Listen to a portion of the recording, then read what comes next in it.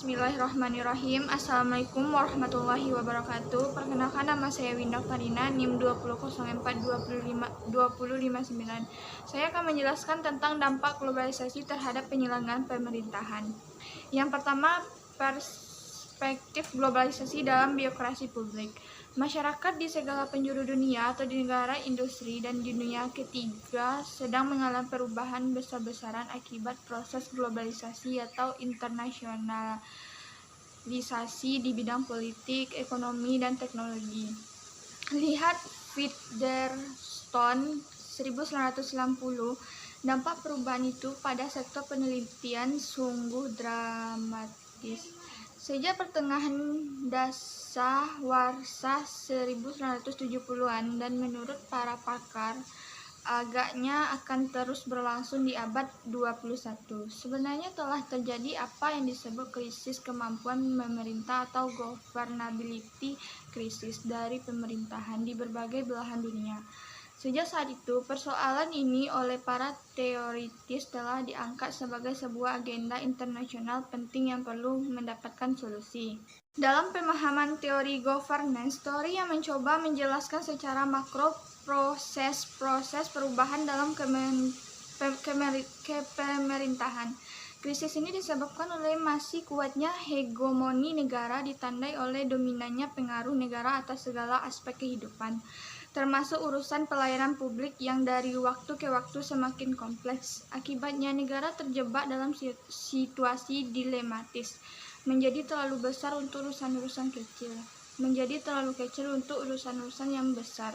Akan persoalannya, masih menurut teori governance, celah pada model pemerintahan yang kini berlaku dengan ciri khasnya antara lain struktur yang vertikal, birokrasi yang kental, dan wataknya yang intervension. Model pemerintahan atau tradisional seperti ini ternyata tidak mampu mengadaptasikan dirinya dengan lingkungan ekonomi, sosial, dan kultural yang sedang mengalami perubahan yang cepat, atau lihat Kazenagil 1998 menghadapi situasi semacam itulah. Menurut hemat saya amat diperlukan keputusan politik dari pihak negara atau pemerintahan untuk secara serius dan konsisten mereformasi model pengorganisasian pelayanan publiknya.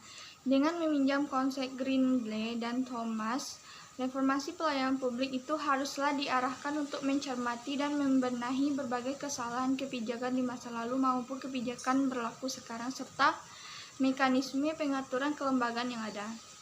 Lebih spesifik, reformasi pelayanan publik itu harus menjangkau pula perubahan yang mendasar dalam rutinitas kerja administrasi, budaya birokrasi, dan prosedur kerja instansi atau departemen guna memungkinkan dikembangkannya kepemimpinan yang berwatak kewirausahaan pada birokrasi publik. Yang kedua, ramifikasi persoalan sosial, ekonomi, politik yang dihadapi di masa depan menyebabkan pilihan kita dalam penyelenggaraan pemerintahan bukan lagi pemerintah yang banyak memerintah atau pemerintah yang sedikit memerintah, atau sekedar pemerintah yang baik atau better government sebagaimana pernah dikatakan oleh dua tokoh renovating government, Osborne dan Geiber tahun 1992. Pada hemat saya, yang kita butuhkan di masa depan adalah pemerintah yang benar-benar mampu memerintah atau capable government. Yang kedua, dampak globalisasi politik ekonomi terhadap praktek birokrasi dan governance. Globalisasi sebagai isu kontroversial telah menciptakan celah besar dalam kehidupan politik negara, menghancurkan budaya lokal, serta merobek sekat antara negara. Ancaman terhadap kehidupan manusia akibat globalisasi juga semakin beragam, tidak hanya datang dari perang besar atau nuklir, tetapi juga dari kekuatan radikal yang berkembang di masyarakat dan melahirkan terorisme. Sementara dampak globalisasi terhadap ekonomi dunia adalah kemiskinan dan kesenjangan globalisasi, krisis perang dunia, pencucian uang. Dampak globalisasi terhadap cara berpikir orang adalah adanya solidaritas spiritual, munculnya gerakan perempuan tradisional. Globalisasi juga mempengaruhi ideologi dan dakwah. Dampak terhadap dunia dakwah adalah mengubah paradigma dakwah dan mempersiapkan dai dalam berkhotbah di era yang sudah sangat maju. Maka dai harus memanfaatkan teknologi informasi dalam menjalankan kegiatan dakwah. Era globalisasi telah menyatukan dimensi sosial, ekonomi, politik, keamanan, budaya, dan lingkungan melalui proses integrasi, interkoneksi, dan ketergantungan.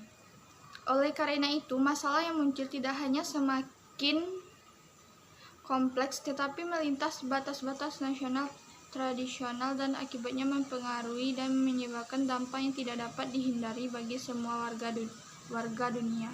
Globalisasi telah menimbulkan sebuah kesenjangan besar dalam kehidupan politik negara. Kehidupan politik negara terpecah menjadi dua bagian yang terpisah antara tindakan domestik atau internasional, yang keduanya beroperasi sesuai dengan logika, aturan, aktor, maupun agenda yang berbeda.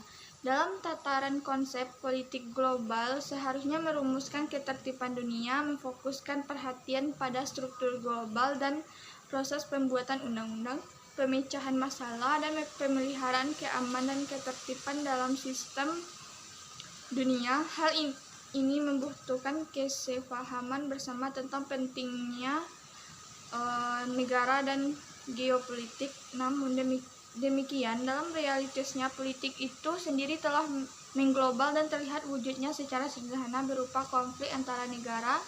Dengan kata lain, globalisasi saat ini melahirkan perebutan pengaruh antara negara-negara. Dua dampak globalisasi pada ekonomi dunia.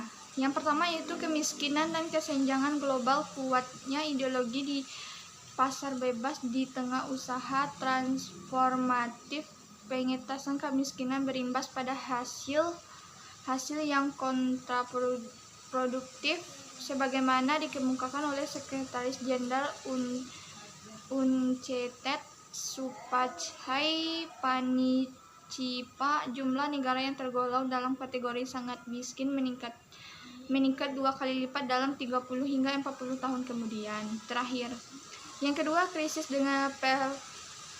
pangan dunia. Salah satu ancaman global terhadap ekonomi adalah masalah kelangkaan pangan.